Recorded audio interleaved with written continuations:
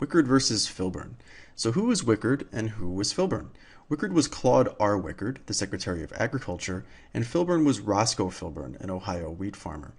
Filburn sued Wickard in his capacity as Secretary of Agriculture to enjoin enforcement of the Agricultural Adjustment Act of 1938.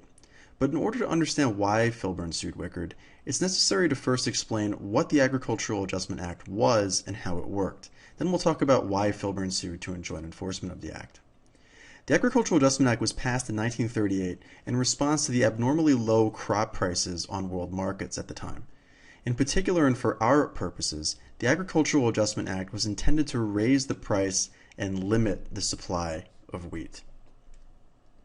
So that is, raise the price and bring down the supply of wheat.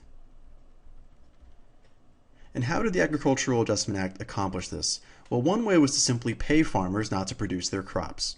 And in fact, if you look down here at the bottom left, I found a picture online showing farmers lining up for their AAA checks, which were in essence subsidies that were intended to incentivize farmers not to grow their crops.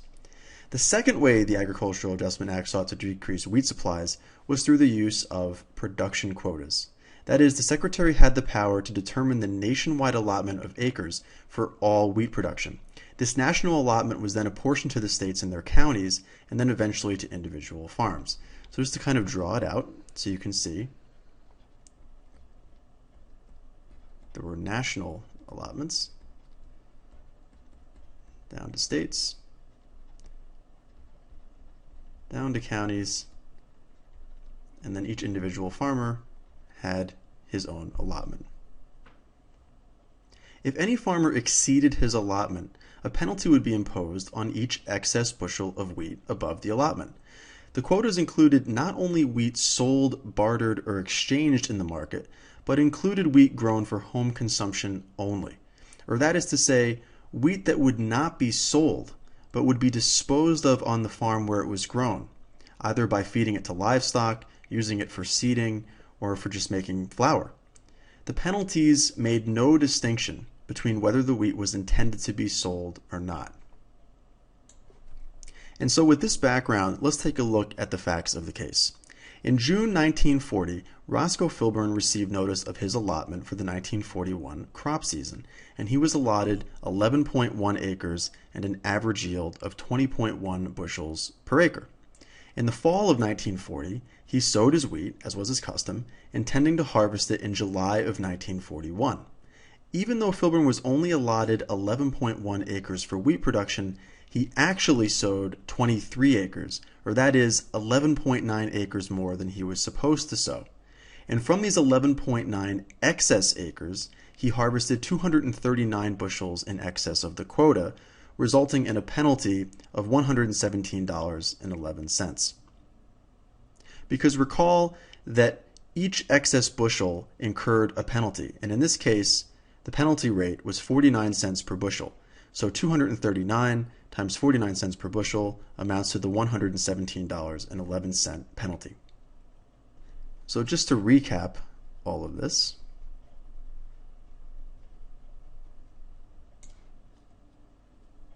the 1941 crop season, Filburn was allotted 11.1 acres, and instead he sowed 23 acres, growing 239 excess bushels.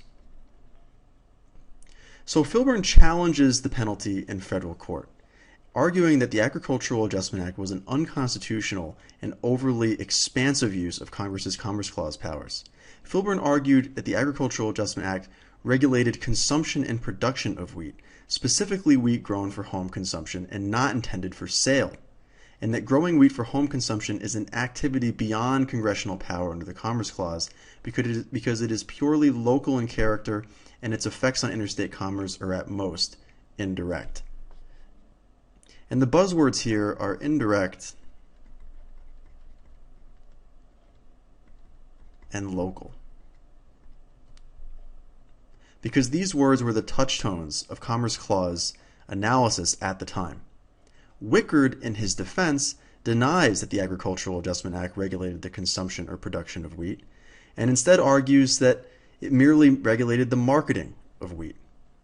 Justice Jackson, writing for a unanimous court, begins by pointing out that in prior cases dealing with Congress's Commerce Clause powers, certain activities such as production, manufacturing, and mining were held to be beyond Congress's Commerce Clause powers because they were local activities having an indirect effect on interstate commerce. But Jackson says that these types of distinctions between indirect and direct, or local and non-local economic activities are no longer relevant. Instead, Jackson says, what's relevant is whether the activity in question has a substantial effect.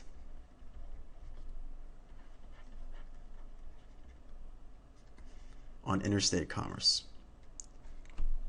And that brings Jackson to Filburn's argument that his home consumption of wheat is local in character and therefore outside of Congress's powers to regulate it.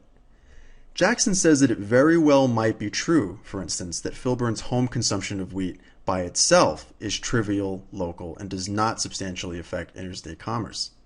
But Filburn's home consumption, taken together with all the other wheat farmers out there growing for home consumption, is not trivial and would in fact substantially affect interstate commerce.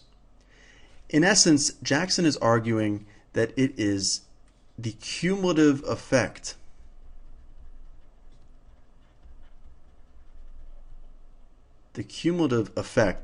on the supply of wheat of all wheat farmers growing for home consumption that allows Congress to regulate the home consumption of wheat.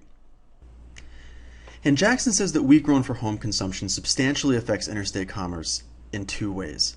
The first is that wheat farmers who stockpile their wheat for home consumption might be tempted, if prices were to rise high enough, to sell that excess wheat on the market, thereby bringing down the price of wheat and undermining the Agricultural Adjustment Act's objective of increasing wheat prices. And the second is that wheat farmers who grow for home consumption are less likely to purchase wheat for themselves in the marketplace, and so that brings down demand for wheat. And so in effect, home consumption of wheat, Jackson says, has the potential effect of increasing supply and or decreasing demand. So why does home consumption affect interstate commerce? Jackson says because it could increase supply and it could decrease demand. And all good economic students know that if you increase supply and decrease demand, you tend to bring down the price of a particular good or service. Therefore, Jackson rules in favor of Wickard and upholds the Agricultural Adjustment Act as a valid exercise of Congress's Commerce Clause powers. But why is Wickard versus Filburn so important? Perhaps it's because it sits in a continuum of Commerce Clause cases in the 20th century that defined and redefined the scope of Congress's Commerce Clause powers. Cases such as NLRB versus Jones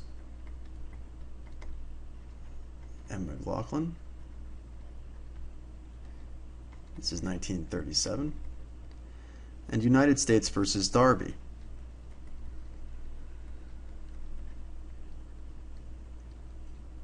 which was decided in 1941. And these cases held, respectively, that Congress had the power under the Commerce Clause to regulate labor relations and labor standards.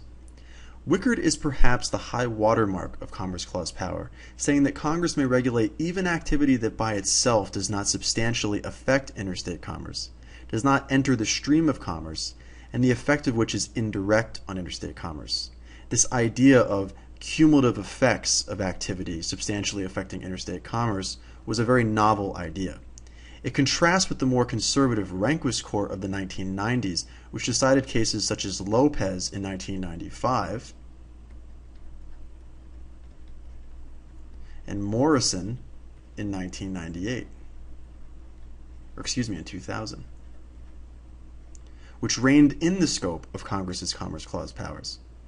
And Wickard also features prominently in the court's 2005 decision in Raich.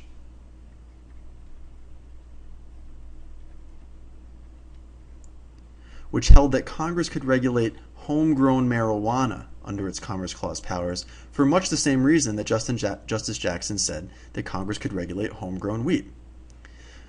So that's Wickard versus Filburn in a nutshell. For more information on the Commerce Clause, I direct you to Quimby's Constitutional Law lectures by Professor Stephen Vladeck of American University, and in particular his 2 clips on the Commerce Clause, which provide not only an excellent overview of Commerce Clause jurisprudence, but also of Wickard versus Filburn.